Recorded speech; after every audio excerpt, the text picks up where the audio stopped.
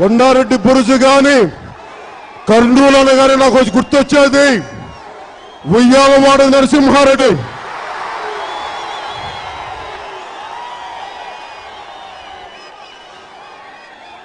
ఎందుకు ఉయ్యాలవాడ నరసింహారెడ్డి ఎంత గొప్పవాడు? బ్రిటిష్ కబంధ హస్తాల నుంచి మనల్ని బలి చేస్తా ఉంటే,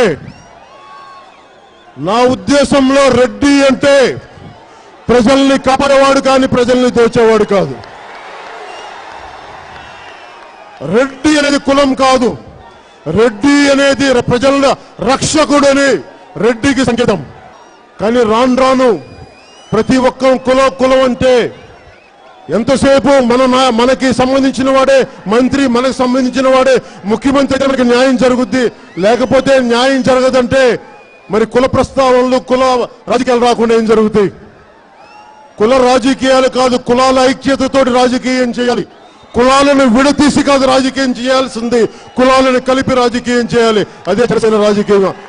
ఎంతసేపు కబంధ హస్తాల్లో, కుటుంబ హస్తాల్లో, కుటుంబ కబంధ హస్తాల్లో రాజకీయం నలిగి గుప్పెట్టలో కర్నూలు రైల సీమ నలిగిపోతా ఉంటాయి. యువత జనసేనకి గుండెలు బద్దలు కొట్టుకొని ఈ రోజున వస్తున్నారంటే స్వేచ్ఛ కావాలి, ఫ్యాక్షనిజం మీద నుంచి అధికారంలో మార్పు రావాలి. ఏందయ్యా పవన్ కళ్యాణ్, ఏంది అసలు నీ ప్రాబ్లం ఏంది?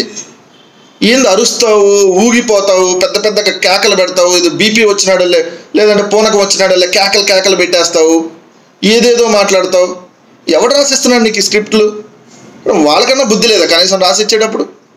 సరే వాళ్ళకి బుద్ధి లేదు, చూసి చదివాడికి నీకన్నా బుద్ధి ఉండాలి కదా. ఎందుకు కుటుంబ కబంధ హస్తాల్లో నలిగిపోతుందంట రాజకీయం? అవునా, మాకు తెలియదులే ఎన్నాళ్ళు. మరి చిత్ర పరిశ్రమ, సినీ పరిశ్రమ మీ కుటుంబ కబంధ హస్తాల్లో నలిగిపోయి చిన్న సినిమాలను పైకి రానియకుండా కోటాను కోట్ల రూపాయలు సంపాదించినప్పుడు ఈ కబంధ హస్తాలను మర్చిపోయావా? నువ్వు ఎవడ కబంధ హస్తాల్లో నలిగిపోతా ఉన్నావు? నువ్వు కాపు కులం అంటే కాపు కులం అంటే ఈరోజు ప్రజలకు కాపు గాయాలి. నువ్వు మాత్రం చంద్రబాబు నాయుడికి, నారా లోకేష్కి కాపు కాస్తా ఉన్నావు. సిగ్గుపడాలి ఈరోజు నువ్వు మాట్లాడుతున్నప్పుడు. నువ్వు ప్రజారాజ్యం పార్టీకి పట్టిన గతి కంటే దారుణమైన గతి నీకు పట్టబోతా ఉంది. ఎన్నో రోజులు ఇంకా నీ రాజకీయం ఉండదు. ప్రజలు పోయినసారి నీ రాజకీయాన్ని చూసి, ఇప్పుడు మళ్ళీ నువ్వు చేస్తున్న అసహ్యమైన రాజకీయాన్ని చూసి ప్రజలు ఏ విధంగా నీకు బుద్ధి చెప్పాలో ప్రజలు డిసైడ్ అయి ఉన్నారు. నువ్వు ఇప్పటికైనా క్లారిటీగా, నేను చంద్రబాబు నాయుడు అనే ఒక అవినీతి పరుడితో, చంద్రబాబు నాయుడు అనే ఒక వెన్నుపోటు దాడితో కలవను అని చెప్పే దమ్ము కూడా లేదు నీకు. నువ్వు మళ్ళీ రాజకీయాల గురించి మాట్లాడుతూ ఉన్నావు. నిజంగా అసహ్యం కలుగుతా ఉంది Pawan Kalyan. Hi friends, this is Abhi.